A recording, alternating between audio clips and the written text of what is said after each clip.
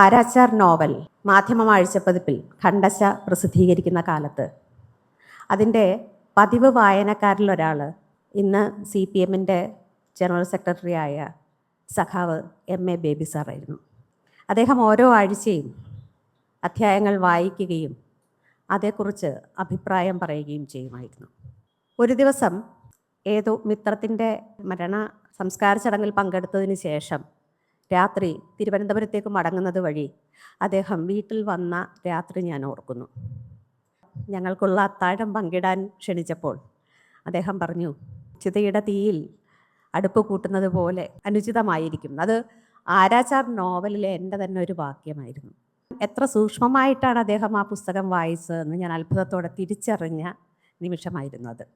അന്ന് അദ്ദേഹം എന്നോട് പറഞ്ഞു, ഒരു വിമാനയാത്രയിൽ സഖാവ് SRP ആരാച്ചാർ നോവൽ വായിക്കുന്നതായി കണ്ടു. അദ്ദേഹം ആരാച്ചാർ നോവലിനെ കുറിച്ച് വളരെ നല്ല അഭിപ്രായം പറഞ്ഞു എന്ന്. ഇക്കഴിഞ്ഞ ദിവസം പാർട്ടിയുടെ മുൻ ജനറൽ സെക്രട്ടറി പ്രകാശ് കാരാട്ട് അദ്ദേഹത്തിന് മലയാളത്തിൽ നിന്ന് ഏറ്റവും ഇഷ്ടപ്പെട്ട 2 പുസ്തകങ്ങളിലൊന്ന് പരിഭാഷകളാണ് അദ്ദേഹം വായിച്ചിട്ടുള്ളത്.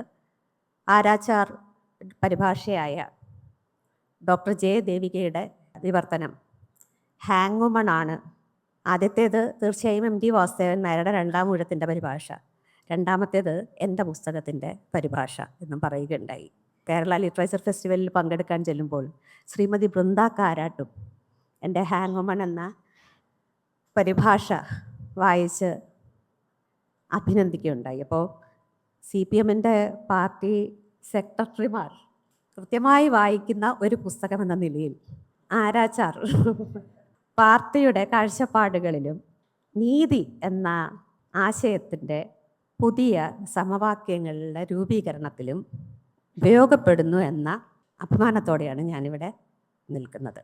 പ്രത്യേകിച്ചും 1981 മുതൽ കേരളത്തിലെ സാംസ്കാരിക രംഗത്തെ ആശയ രൂപീകരണത്തെ സ്വാധീനിച്ചിട്ടുള്ള പുരോഗമന കലാസാഹിത്യ സംഘത്തിൻ്റെ നേതൃത്വ പദവിയിൽ, ബാലസംഘം ഉൾപ്പെടെയുള്ള നിരവധി സംഘടനകളുടെ നേതൃത്വ പദവിയിൽ അഭിനന്ദനാർഹമായ വിധം സംഭാവനകൾ നൽകിയിട്ടുള്ള പ്രൊഫസർ A. സുധാകരൻ്റെ സ്മരണയ്ക്ക് ഏർപ്പെടുത്തിയ ഈ പുരസ്കാരം ഏറ്റുവാങ്ങി ഇവിടെ നിൽക്കുമ്പോൾ എഴുത്തുകാർക്ക് രാഷ്ട്രീയത്തിൽ ഇടപെടാമോ, രാഷ്ട്രീയത്തിൽ അഭിപ്രായം പറയാമോ എന്ന വലിയൊരു ചർച്ച 21ാം നൂറ്റാണ്ടിൻ്റെ ഏതാണ്ട് കാൽഭാഗം പിന്നിട്ട ഒരവസ്ഥയിലും അതിനുത്തരം പറയേണ്ട ഒരവസ്ഥ സംജാതമായിരിക്കെ ഈ പുരസ്കാരം ഏറ്റുവാങ്ങുന്നതിൽ അതിലൂടെ ഒരു രാഷ്ട്രീയ പ്രസ്താവന നടത്തുന്നു എന്ന് ഞാൻ വിചാരിക്കുന്നു. അത് ഞാൻ പാർട്ടി മെമ്പർ ആയതുകൊണ്ടല്ല, പാർട്ടിയിൽ അംഗമാകാൻ ഉദ്ദേശിക്കുന്നത് കൊണ്ടല്ല,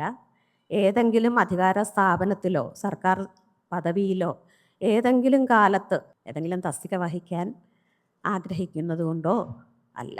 എനിക്ക് 56 വയസ്സായി. ഇപ്പോൾ സർക്കാർ സർവീസിലുണ്ടായിരുന്നെങ്കിൽ റിട്ടയർമെൻറ്റ് കഴിഞ്ഞാൽ എൻ്റെ കൂടെ പഠിച്ചവരുടെ എല്ലാം റിട്ടയർമെൻറ്റ് സമ്മേളനങ്ങളിൽ അതിഥിയായി പോവുകയാണ് ഞാൻ. സാഹിത്യമായതുകൊണ്ടും സർഗാത്മക രംഗത്തായതുകൊണ്ടും റിട്ടയർമെൻറ്റ് ഇല്ലാത്തത് കൊണ്ട് കുറച്ചു കാലം കൂടി നിങ്ങളെ അലോസരപ്പെടുത്തിക്കൊണ്ട്, നിങ്ങളോട് പ്രതിഷേധിച്ചുകൊണ്ട്, നിങ്ങളോട് കലഹിച്ചുകൊണ്ട്, പ്രശ്നങ്ങൾ ഉണ്ടാക്കിക്കൊണ്ട് തന്നെ ഇവിടെ നിൽക്കാനാണ് ഞാൻ ആഗ്രഹിക്കുന്നത്. പ്രശ്നങ്ങളില്ലാതെ എൻ്റെ യാത്ര, ഇപ്പോൾ ഉദാഹരണത്തിന് ഇപ്പോൾ നിങ്ങൾക്കറിയായിരിക്കും, ഞാൻ വളരെ ഫേമസായി എന്നെ സിനിമയിലെടുത്ത കാലമാണിതെന്ന് നിങ്ങൾക്കറിയാം. ജെൻസി ഭാഷയിൽ പറഞ്ഞാൽ നമ്മളിങ്ങനെ എയറിൽ നിൽക്കുന്ന സമയമാണിത് എന്നറിയാം. പക്ഷെ ഞാൻ എന്നും എയറിൽ തന്നെ ആയിരുന്നു. ഞാനിങ്ങനെ ചിറക് വിരിച്ച് പറന്ന് താഴെയുള്ള ഈ കലവിലയൊക്കെ കണ്ട് രസിച്ച് ആസ്വദിച്ച് എഴുതുന്ന ഒരാളുമായിരുന്നു. അതുകൊണ്ട് എറിയുന്ന കല്ലുകളൊക്കെ പെറുക്കിക്കൂട്ടി ഞാൻ വേറൊരു കൊട്ടാരം പണിയുമെന്നല്ലാതെ അഭിപ്രായം പറയുന്നത് അവസാനിപ്പിക്കാൻ ഞാൻ ഉദ്ദേശിച്ചിട്ടില്ല. അത് ഭാഷ്യത്തിൻ്റെ പേരിലോ അഹംഭാവത്തിൻ്റെ പേരിലോ എന്തെങ്കിലും അവകാശപ്പെടാൻ ഞാനൊരു മിടുക്കിയാണെന്ന് തെളിയിക്കാനുള്ള ശ്രമത്തിനോ അല്ല, മറിച്ച് ഈ കാലം അത് ആവശ്യപ്പെടുന്നു എന്നുള്ളത് കൊണ്ടും എന്നെ വായിക്കുന്ന എൻ്റെ മകളുടെ പ്രായക്കാരായ പിന്നാലെ വരുന്ന ഓരോ പെൺകുട്ടിയോടും എനിക്ക് പ്രതിബദ്ധതയുണ്ട് എന്ന ബോധ്യത്തിലുമാണ്. രാഹുൽ ഇവിടെ പറയുകയുണ്ടായി. ഞാൻ രാഹുലിൻ്റെ പ്രസംഗം വളരെ ശ്രദ്ധയോടെയാണ് കേട്ടത്. രാഹുൽ പറഞ്ഞതിലൊരു സംഗതിയുണ്ട്. ലിംഗനീതിക്ക് വേണ്ടി വാദിക്കുന്ന കഥകൾ എഴുതുന്ന ഒരാളാണെന്ന്. നീതിക്ക് വേണ്ടി എന്ന് പറഞ്ഞാൽ മതി. നീതി എന്ന് പറയുമ്പോൾ അതെല്ലാവർക്കും ഉള്ളതാണ്. ഒരാൾക്ക് മാത്രമായി, ഒരു പക്ഷത്തിന് മാത്രമായി, ഒരു രാഷ്ട്രീയ പാർട്ടിക്ക് മാത്രമായി ഒരു നീതിയും ലോകത്തില്ല. നീതി എന്നത് സ്വതന്ത്രമായ, നിഷ്പക്ഷമായ, തനിച്ചു നിൽക്കാൻ ശേഷിയുള്ള ഒരു ആശയമാണ്. ആ നീതി എന്ന ബോധത്തിലാണ് ജനാധിപത്യം നിലനിൽക്കുന്നത്. എന്തുകൊണ്ട് ഇടതുപക്ഷത്തോട് ചേർന്ന് നിൽക്കുന്നു എന്ന് ചോദിച്ചാൽ എനിക്ക് അതിനൊരു ഉത്തരമേ ഉള്ളൂ.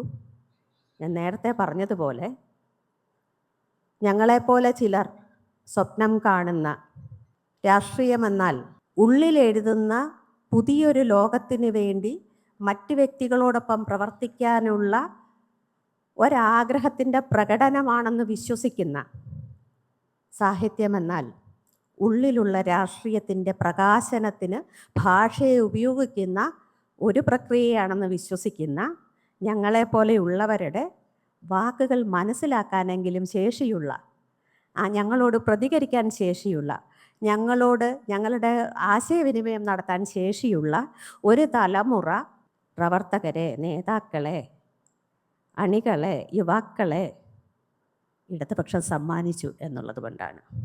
ലോകം മുന്നോട്ട് പോകുമ്പോൾ നീതിയെപ്പറ്റിയുള്ള ലോകത്തെമ്പാടുമുള്ള പലവിധ ചർച്ചകൾ, പുതിയ പുതിയ ആശയങ്ങൾ മുന്നോട്ട് വയ്ക്കുമ്പോൾ അതിനെ തകിടം മറിക്കുന്ന തരത്തിൽ വലതുപക്ഷം അതിൻ്റെ ആശയങ്ങൾ കോർപ്പറേറ്റുകളുടെ വളരെ ദുരനിറഞ്ഞ പുതിയ രാഷ്ട്രീയം മുന്നോട്ട് നമ്മുടെ ജീവിതക്രമത്തെ ആകെ തകിടം മറിക്കുമ്പോൾ ഈ പുതിയ ലോകക്രമത്തിൽ കാലിടറാതെ പിടിച്ചു നിൽക്കാൻ വളരെ കടുത്ത പരിശ്രമം കൂടിയേ തീരൂ എന്നോർമ്മിപ്പിക്കാൻ ഞാൻ ആഗ്രഹിക്കുന്നു. വരുന്ന തലമുറയ്ക്ക് ട്രംപിനെയും നെതന്യാഹുവിനെയും ഭയക്കാതെ നാളെപ്പറ്റി ഓർത്ത്, നാളെ എങ്ങനെ പെട്രോൾ അടിക്കും എന്നാലോചിച്ച്, നാളെ എങ്ങനെ ഗ്യാസ് കത്തിക്കുമെന്ന് ആലോചിച്ച്, നാളെ എൻ്റെ ഫോണിൽ എവിടെ നിന്നുള്ള അലർട്ടാണ് വരുന്നത് എന്ന് ആലോചിച്ച് ഉറക്കം കെടാതെ ജീവിക്കാൻ കഴിയണമെന്ന് ഞാൻ ആഗ്രഹിക്കുന്നു. അതൊരു തെറ്റാണെങ്കിൽ, അതിനുവേണ്ടി വാദിക്കുന്നവർക്ക് ഒരു ചെറിയ പിന്തുണയെങ്കിലും ചെയ്യുന്നത് തെറ്റാണെങ്കിൽ ആ കുറ്റം അടിയൻ ഏറ്റു എന്ന് മാത്രമേ എനിക്ക് പറയാനുള്ളൂ. കലാച്ചി എന്ന നോവലാണ് ഞാൻ ഏറ്റവും അവസാനം പ്രസിദ്ധീകരിച്ചത്. കലാച്ചി എന്നെ സംബന്ധിച്ചിടത്തോളം ഏറ്റവും കടുത്ത ഒരു പരീക്ഷണമായിരുന്നു.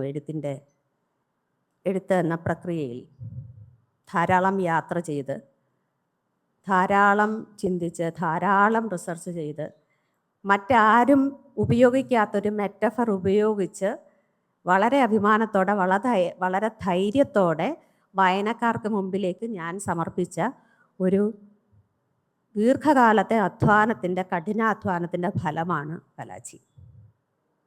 കലാച്ചിയിലൂടെ ഞാൻ ഓർമ്മിപ്പിക്കാൻ ആഗ്രഹിക്കുന്നത്, നമ്മളെല്ലാം നിദ്രാവ്യാധിക്ക് അടിപ്പെടുമ്പോൾ, പെട്ടെന്നൊരു ദിവസം ഞെട്ടി ഉണരുമ്പോൾ കാണുന്നത് മാറിപ്പോയൊരു ലോകമായിരിക്കും എന്നുള്ളതാണ്.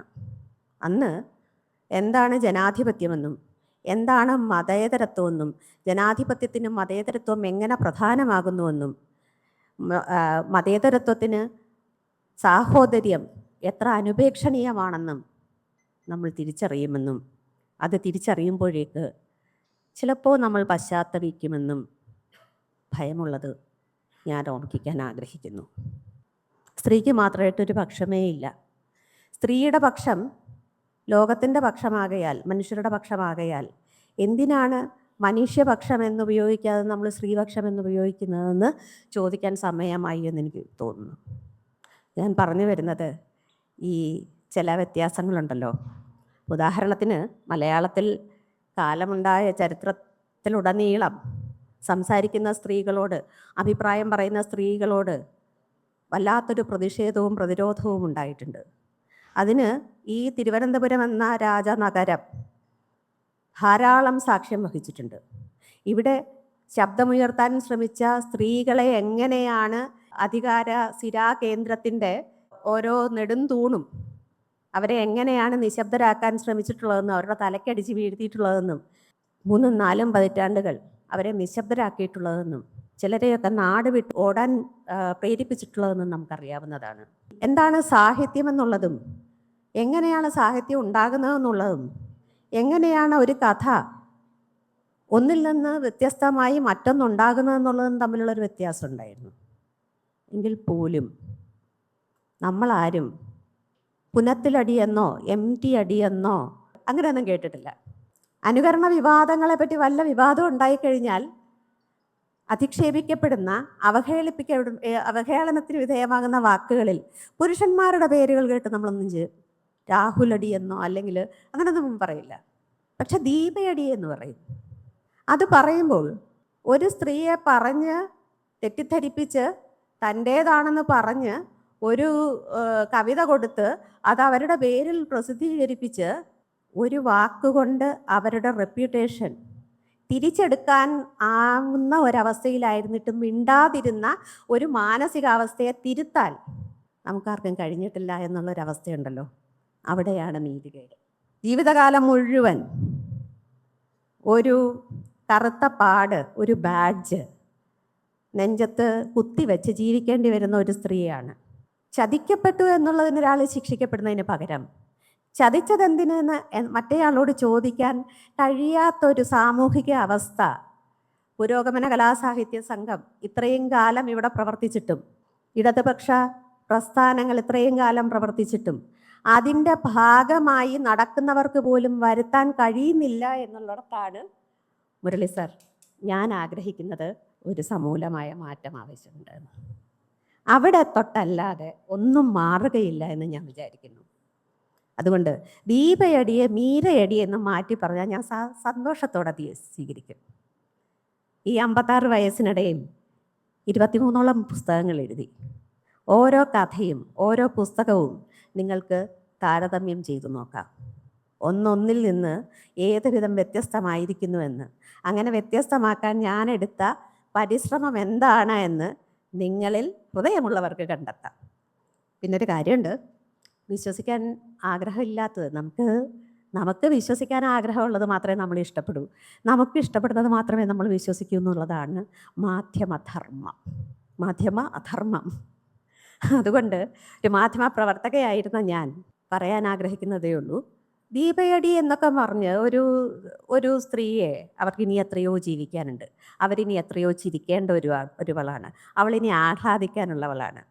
അവൾക്ക് ആ കറുത്ത ബാഡ്ജ് മാറ്റി എൻ്റെ നെറ്റിയിലൊട്ടിക്കോ, എൻ്റെ പുറത്തൊട്ടിക്കോ, എൻ്റെ നെഞ്ചിലൊട്ടിക്കോ, എനിക്കൊരു ഭയവുമില്ല.